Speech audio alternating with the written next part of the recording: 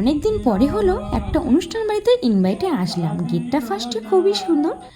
তো গণেশ চতুর্থী পুজোতে আমরা আজকে এসেছি। এখানে ঠাকুরটা এতটাই সুন্দর ছিল যে দেখার মতন, আর মণ্ডপটা খুবই সুন্দর সাজানো। তারপরে আসছে লক্ষ্মী পুজো, কালী পুজো, সবই আসছে। তো এটা হলো আমার ফ্রেন্ডস, এর বাড়িতে আজকের গণেশ চতুর্থী পুজো হচ্ছে, সেই জন্য আমাদেরকে ইনভাইট করেছে। মানে আমি আর মাম্মাম দুজনেই এসেছি। তো যেটা ছিল এখানে ভেজ পকোড়া আর কফি সকলের জন্য আয়োজন ছিল। তো পকোড়ার কফি হলে সকলে একটু টাইম কেটে যায়। তো এখানে মাম্মাম আর ওর ফ্রেন্ড দুজনের পাশাপাশি বসে পকোড়া খাচ্ছে। আমিও কেন বাদ যাবো, আমিও একটু কফি পকোড়া নিয়ে নিলাম। তারপরে যেটা মকটেলের কাউন্টার বসেছে, দুজনে মকটেলের যে কাউন্টারে সকলকে দিয়ে সার্ভ করে উঠতে পারছে না। তো গরমের সময় সকলে চাইছে, বা ছোট বড় সকলে বলছে আমাকে দাও। তো লাইনও পড়েছে এখানে।